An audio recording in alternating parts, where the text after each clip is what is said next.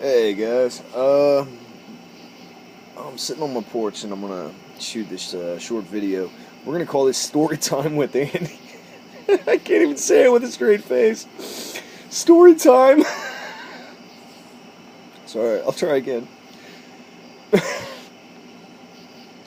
Story time. Okay. I'm sorry. This sounds ridiculous in my own head. I'm sorry. Let me try. Let me try one more time here. We'll call this Story Time with Andy. Okay, moving on. Anyways. Okay, so I've been sitting on my porch for the last 4 hours now, or roughly about that, reading this book. This particular book that I'm reading right now, I'm actually reading about 4 or 5, but I'm jumping between them. And right now, the one that I'm focusing on is Dale Carnegie's How to Win Friends and Influence People.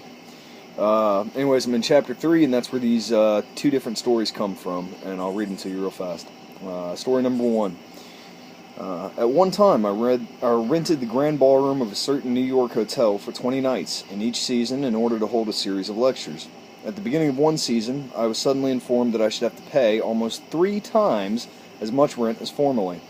This news reached me after the tickets had already been printed and distributed, and all announcements had been made. Mind you, this book was written in like the 1930s, long before social media. At the beginning of one season, I was suddenly informed that I should have to pay almost 3 times. Never mind. Naturally, I didn't want to pay the increase. But what was the use of talking to the hotel about what I wanted? They were interested only in what they wanted, so a couple of days later I went to see the manager. I was a bit shocked when I got your letter, I said, but I don't blame you at all. If I had been in your position, I should probably have written a similar letter myself. Your duty, as the manager of the hotel, is to make all the profit possible.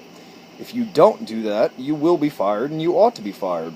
Now, let's take a piece of paper and write down the advantages and the disadvantages that will occur to you, if you insist on this increase in rent. Then I took a letterhead and ran a line through the center, and headed one column advantages and the other column disadvantages. I wrote down under the head advantages these words: ballroom free. Then I went on to say, you will have the advantage of having the ballroom free to rent for dances and conventions. That is a big advantage, for affairs like that will pay you much more than you can get for a series of lectures. If I tie your ballroom up for 20 nights during the course of the season, it is sure to mean a loss of some very profitable business to you. Now, let's consider the disadvantages. First, instead of increasing your income from me, you are going to decrease it. In fact, you're going to wipe it out, because I cannot pay the rent you are asking.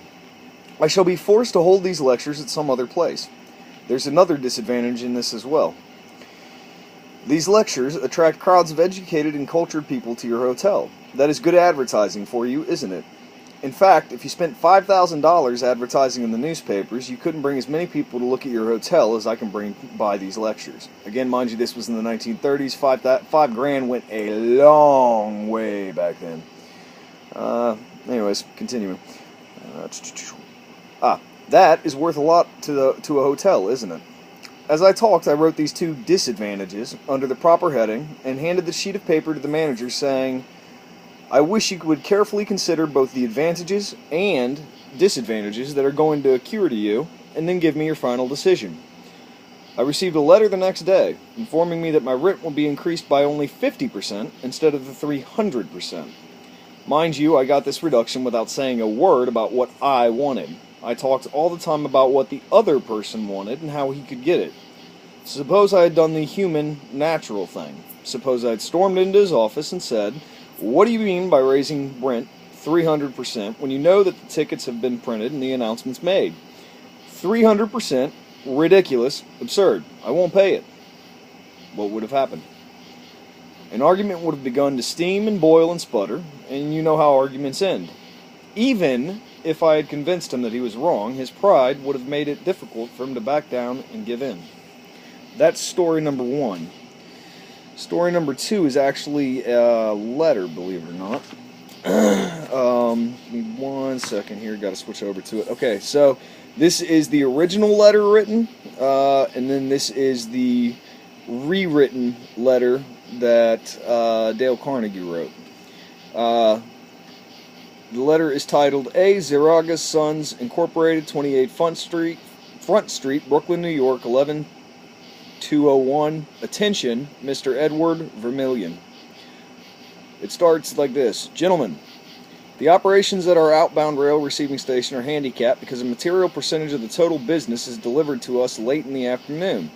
This condition results in congestion, overtime on the part of our forces, delays to trucks, and in some cases delays to freight. On November 10th, we received from your company a lot of 510 pieces, which reached here at 4:20 p.m. We solicit your cooperation toward overcoming the undesirable effects arising from late receipt of freight. May we ask that on days on which you ship the volume which was received on the above date, effort be made either to get the truck here earlier or to deliver us part of the freight during the morning.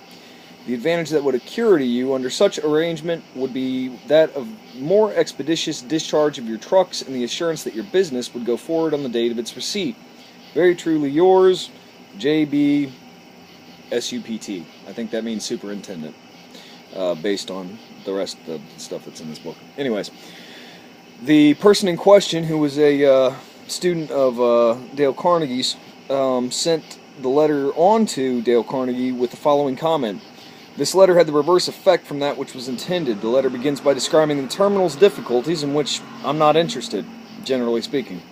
Our cooperation is then requested without any thought as to whether it would inconvenience us. And then finally, in the last paragraph, the fact is mentioned that if we do cooperate, it'll mean more expeditious discharge of our trucks with the assurance that our freight will go forward on the date of its receipt.